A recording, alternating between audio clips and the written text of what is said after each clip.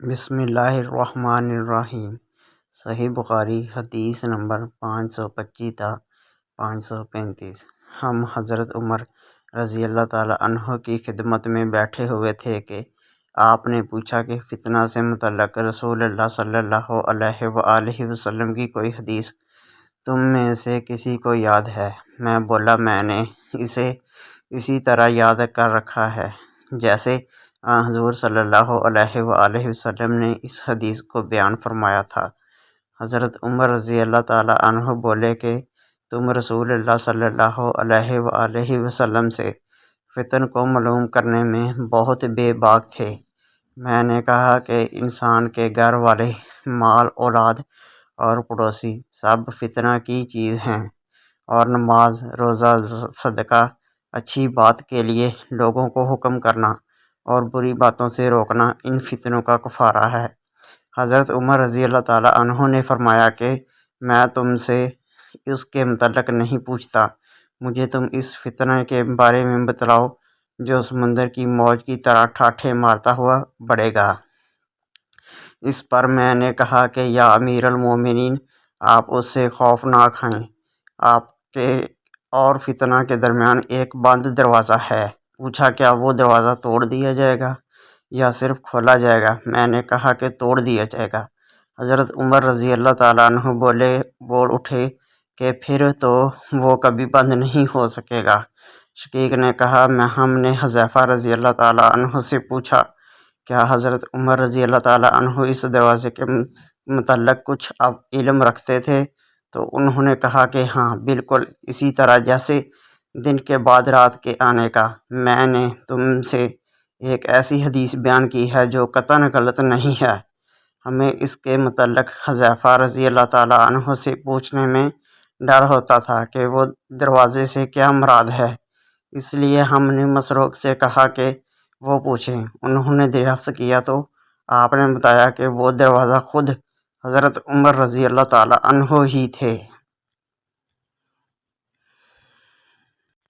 ایک اور حدیث، ایک شخص نے کسی غیر عورت کا بوسہ لے لیا اور پھر نبی کریم صلی اللہ علیہ وآلہ وسلم کی خدمت میں آیا اور آپ کو اس حرکت کی خبر دے دی۔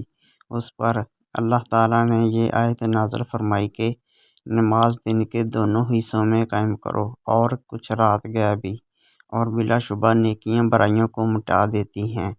اس شخص نے کہا کہ یا رسول اللہ، کیا یہ صرف میرے لیے ہے؟ تو آپ نے فرمایا کہ نہیں، بلکہ میری تمام امت کے لیے یہی حکم ہے۔ میں نے نبی صلی اللہ علیہ وآلہ وسلم سے پوچھا کہ اللہ تعالیٰ کی بارگاہ میں کون سا عمل زیادہ محبوب ہے؟ آپ صلی اللہ علیہ وآلہ وسلم نے فرمایا کہ اپنے وقت پر نماز پڑھنا۔ پھر پوچھا اس کے بعد؟ فرمایا والدین کے ساتھ نیک معاملہ رکھنا۔ پوچھا اس کے بعد؟ آپ نے فرمایا کہ اللہ کی راہ میں جہاد کرنا۔ ابن مسعود رضی اللہ عنہ نے فرمایا کہ حضرت صلی اللہ علیہ وآلہ وسلم نے مجھے یہ تفصیل بتائی، اور اگر میں اور سوالات کرتا تو آپ اور زیادہ بھی بتلاتے، لیکن میں نے بطور ادب خاموشی اختیار کی۔ آپ صلی اللہ علیہ وآلہ وسلم فرماتے تھے کہ اگر کسی شخص کے دروازے پر نہر جاری ہو اور وہ روزانہ اس میں 5 دفعہ نہائے تو تمہارا کیا گمان ہے؟ کیا اس کے بدن پر کچھ بھی میل باقی رہ سکتا ہے؟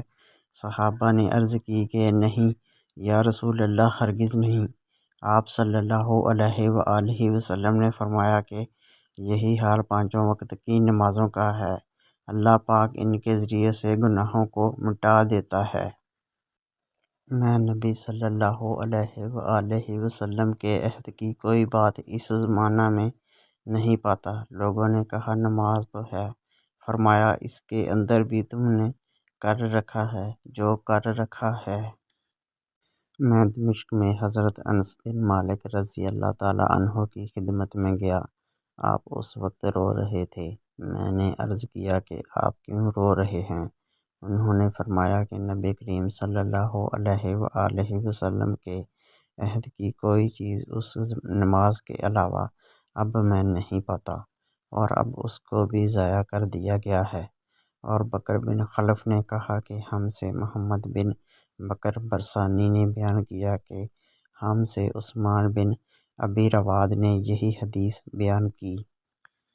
نبی کریم صلی اللہ علیہ وآلہ وسلم نے فرمایا کہ جب تم میں سے کوئی نماز میں ہوتا ہے تو وہ اپنے رب سے سرگوشی کرتا رہتا ہے، اس لیے اپنی داہنی جانب نہ تھوکنا چاہیے، لیکن بائیں پاؤں کے نیچے تھوک سکتا ہے۔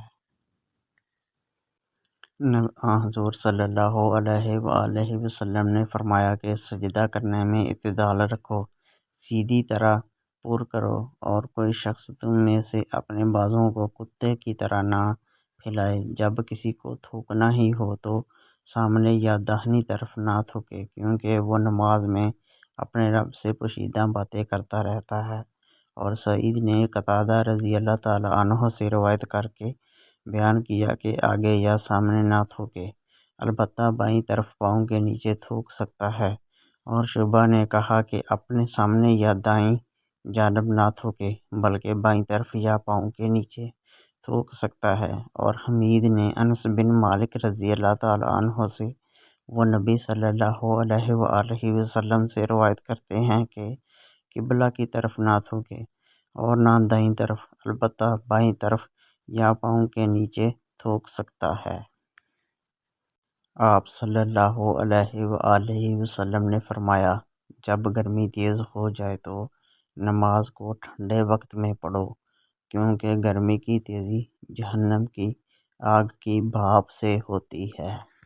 نبی صلی اللہ علیہ وآلہ وسلم کے مؤذن بلال نے ظہر کی اذان دی تو آپ صلی اللہ علیہ وآلہ وسلم نے فرمایا کہ ٹھنڈا کر، ٹھنڈا کر، یا یہ فرمایا کہ انتظار کر، انتظار کر، اور فرمایا کہ گرمی کی تیزی جہنم کی آگ کی بھاپ سے ہوتی ہے، اس لیے جب گرمی سخت ہو جائے تو نماز ٹھنڈے وقت میں پڑھا کرو۔ پھر ظہر کی اذان اس وقت کہی گئی جب ہم نے ٹیلوں کے سائے دیکھ لیے۔